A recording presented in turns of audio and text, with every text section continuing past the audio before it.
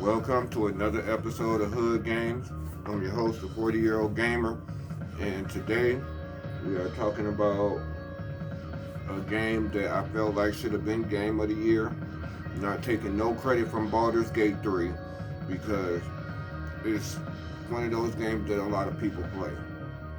So I don't take no credit from it. The fact is that, but there's a game that is not talked about and is really not mentioned much at all. And I think it's completely unfair that this game, if more people knew about it, they would actually probably want to check it out. That game is Hogwarts Legacy. Hogwarts Legacy is an extremely nice game to play. Like, it's real dope. It's got dope controls. So you ain't got to worry about the controls in Hogwarts Legacy because they're top-notch A1 controls. The game is excellent gameplay, excellent sound. The music in the game is excellent. It's really just like you watching the Harry Potter movies. But recently I had watched part 1 of Harry Potter, and it just brought back the memory of why ain't nobody talking about how dope this game is, man. And I think, just me personally, I think one of those problems that factors in that is the fact that the creator of Harry Potter basically says something, I don't know, says something about gay people or something. I don't know. I don't know exactly what she said, but I don't care what she said. All I care about is she let the people from Keyport Games make Harry Potter, and it is an absolute excellent game, man, to play, man. This is a highly recommended Xbox Series X game. If y'all got an Xbox Series X or S, y'all will enjoy it, because it is a dope game. No doubt about it, man. And yeah, man, because I really felt like this should have got Game of the Year award, man. This game is top notch, man. This game is absolutely top notch. This chart comes from Software Charts, and it's a December 23rd top 20 games, physical and full game digital, from the Nintendo eShop, PlayStation, Steam, and Xbox platforms for publishers in a digital leader panel, ranked on dollar sales. So these are physical games that you had to pay for. Reporting period November 26th of 2023 through December 30th, 2023, which is about 5 weeks, a month and a week. But anyways, I'm gonna just name the top 5.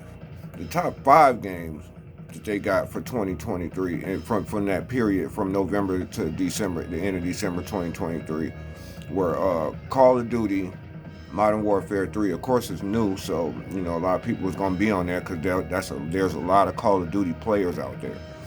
And number 2 is Super Mario Brothers Wonder. I can't take nothing from Nintendo because Nintendo makes some great platform games, man. Madden NFL 24 was number 3, and it deserves to be there because I know there's a lot of Madden players, just like there's a lot of 2K players. Hogwarts Legacy is number 4, which I'll say it again. I feel like Hogwarts Legacy should have been the number 1 game of the year to me, but it didn't even get mentioned. But as far as I'm concerned, Hogwarts Legacy is the number 1 game to come out in 2023.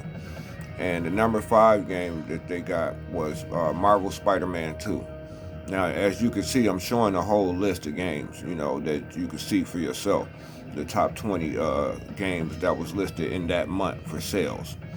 But so let's see the best game, number 1 game for sales all through the year. Now, this is talking about the actual full year, 2023 year to date ending December top 20 games. physical and full digital from the Nintendo eShop, PlayStation, Steam, and Xbox platforms. This is how good the game did in sales for the entire year. And the number one game is Hogwarts Legacy. Okay, number one, 47 weeks straight, or 47 weeks tracking. And Call of Duty Modern Warfare 3 was number two, which that's a brand new game. Hogwarts Legacy, I bought that at launch, so that came out around February of 2023. And number three is Madden NFL 24, which it deserves to be up there because there's a lot of sports players out there. And number four was Spider-Man 2, which Hogwarts Legacy jumped up 3 spots over Spider-Man 2. It was right above Spider-Man 2 for the month. But for the overall sales of the year, Hogwarts Legacy is number one. And the final number 5 game is The Legend of Zelda: Tears of the Kingdom, which deserves to be there. Nintendo make great games. But on some realness, man, nobody even hardly mentions Hogwarts Legacy. I don't care what that lady said about the gay community or whatever she said or whatever. You know what? She probably said it because she believed in God. I believe in God. Okay? So it's not even nothing to be offended by. You cannot just you can't put your beliefs on everybody else. But anyways, what's crazy is Hogwarts Legacy is a real dope game. And this is the reason why I'm making this video is because I'm recommending people to go out and get Hogwarts Legacy if they have a Xbox Series X or S or even a PlayStation 5. Actually, be real with you. To be real with you guys, Hogwarts Legacy, you can experience. You can, even if you don't have a PlayStation 5 or an Xbox Series X system, you ain't got a new generation system yet, you can experience Hogwarts Legacy on the PS4 and the Xbox One. And I'm telling y'all right now, if you have not played Hogwarts Legacy yet, you definitely missing out on one of the greatest games to ever been made, if you ask me. It's one of the greatest games to ever been made. It is an absolute game of the year for the studio that made Portkey Games. Them developers should have got Developer of the Year, if you ask me. It wasn't Baldur's Gate 3. Like I said, I'm not taking nothing from Baldur's Gate 3 because Baldur's Gate 3 is a dope game. But is it better than Hogwarts Legacy? I don't know, because I personally don't play Baldur's Gate 3, but I know a lot of people that do. Me personally, I don't play Baldur's Gate 3, but I know this though. I don't know, just from what I played and some of the games that I played and some of the games that I've seen played on YouTube, none of them games to me is beating Hogwarts Legacy that's out currently right now. Now, yeah, but also, the developers direct, I might just do a video on it and talk more about it. But in the developers direct, Indiana Jones looked good. No, I'm gonna say it like that. Indiana Jones looked good. I personally am, I like first or third person, it don't matter. But yeah, I like first person as well. So I like first person game. But and that's why I really think that Indiana Jones is gonna be a really top notch movie cinematic experience. And that'll be a game I'm definitely gonna want to pick up when it comes out later this year. The Hellblade 2. I'm kind of wanting to check that out too. I didn't get a chance to play part 1. Never played part 1. I don't own it, but I don't know. I never was interested in it really. I just never really was interested in it. So I never owned it. I never really got a chance to play it. But Hellblade 2, from what I've seen of that is definitely a game that I'm going to be picking up, man. Sometime this year. I'm not picking it up at no $70 mark or $80 or whatever. I don't want to pick it up for that price. I really want to pick it up for like, man, at the most for $30, $20, $30.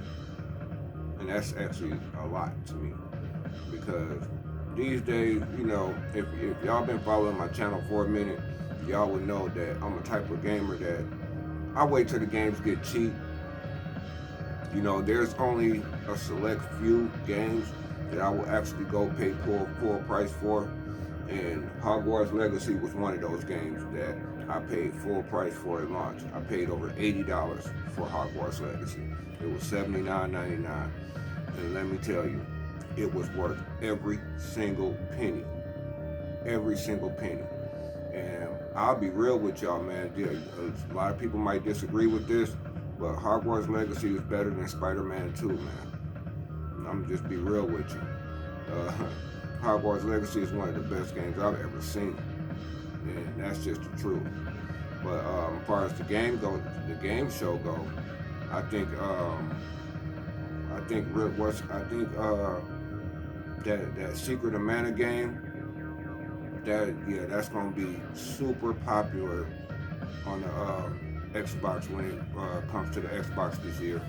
That's gonna be a real popular game, man, by Square. And what other game did I seen that I really liked?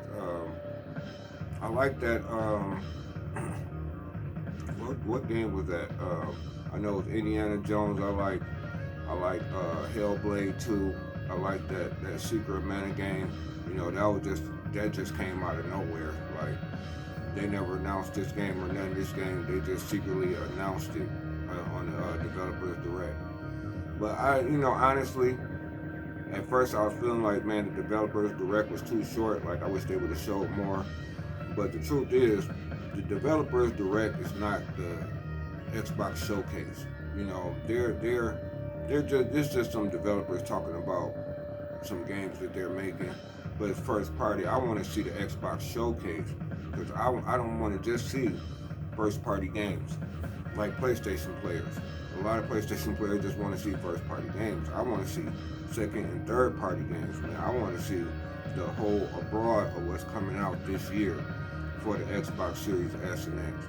And be real with y'all, man, the Xbox Series X and S, all these last year they was talking about how not powerful it was, and how like it was just like dead in the water basically. But how untrue could that have been now that we're in 2024? And we got so many games coming out, and PlayStation, I guess they got games coming out, but they ain't got really nothing coming out this year. That's why I'm waiting for the PlayStation second and third party games to be announced, because they ain't got it from different studios. Because first party PlayStation ain't got nothing, not this year.